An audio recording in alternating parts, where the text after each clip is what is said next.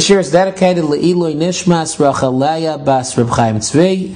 May her neshama have an aliyah.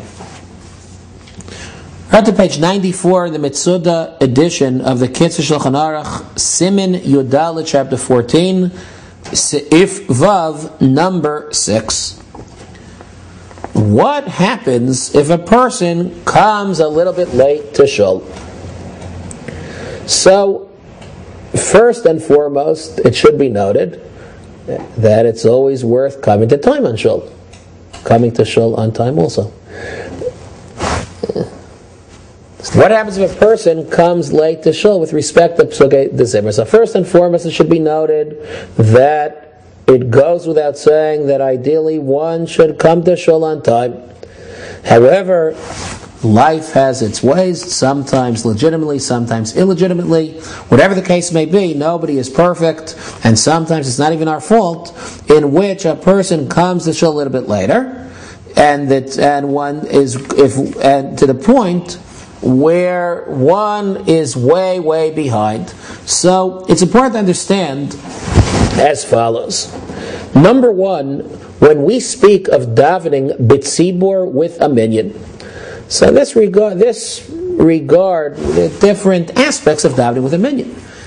There is what to be said at 10 people davening together, as opposed to one person by himself, by herself, even if they're all doing their own thing. If 10 people are sitting and saying Tehillim all by themselves, as of each of them by themselves, and nothing is being recited out loud, just the very fact that 10 people in the same room praying, the poskim right is worth something. That's why you have in some of the communities, you'll sometimes see advertisements for Tehillim b'tzibur, for public Tehillim. So what does that mean? There's no Kaddish, there's no Kedusha. So the answer is just having 10 Jews together at one time in one place, even though everybody's doing their own thing, nobody is answering one another, as they're all doing, each is doing their own private Tehillim, but the very fact that they're all in the same room together is worth more than if a person being saying Tehillim by himself, by herself, all alone. That, however, is not what's meant by tefillah b'tzibur. Tefillah b'tzibur ideally means that you are up to Shemona Esrei at the time that the congregation is up to Shemona Esrei. Meaning that ideally, I begin my silent Shemona Esrei, my silent Amidah, exactly the same time that not only the Chazan begins, but that the other 10 people, other 100 people, that the entire congregation begins the silent Shemona Esrei in unison. And of course they continue davening, not in unison, but everybody is davening all at the same time. This is the ideal of tefillah b'tzibur, of public prayer. Not simply to answer Kaddish, to answer Kedusha, but rather, the ideal tefillah b'tzibur is reciting the Shemona Esrei in conjunction with the minyan that everybody is beginning at the same time. That being said, what does one do? Imicher seif vav milava leveis hakneses ad la'achar shehischilu hatzibur lehispalel. What does one do if they have arrived after the congregation has already begun to daven, not Shemona Esrei, but other parts of davening? Vim ya'ispalel keseder, and if you just go in order, if you begin with brachas, and then you continue with your Psukei D'Zimra, and you do everything, lo yagia lehispalel tefillah Shemona Esrei imohem, you will not reach Shemona Esrei the same time as the congregation. And of course, as we know, v'ha'ikaru sheyispalel Shemona Esrei im hatzibur, and the essence of tefillah b'tzibur is davening Shemona Esrei together with the congregation.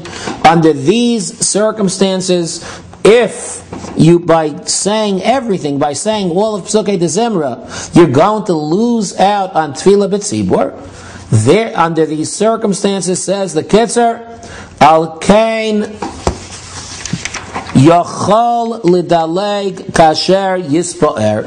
You can therefore skip, as will be explained.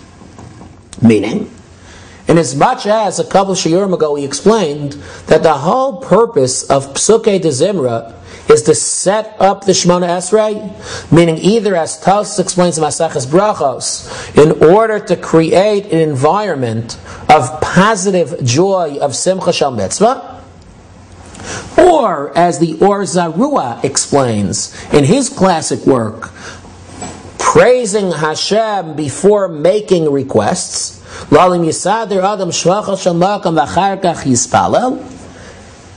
It's for this reason, therefore, that if by reciting the Pesukei de Zimra, you're going to lose out on the Shemona Esrei or on an important aspect of the Shemona Esrei, so none of this. So it's better to skip parts of Pesukei de Zimra rather than losing Tefillah b'Tzibur. What exactly is one allowed to skip? What is one not allowed to skip? Says the Kitzur, Ach Birkas al Netilas Yadayim, we're on the top of page 96. The bracha of al Netilas Yadayim and Birkas HaTorah and Elokai Neshama. So these brachos, the Birkas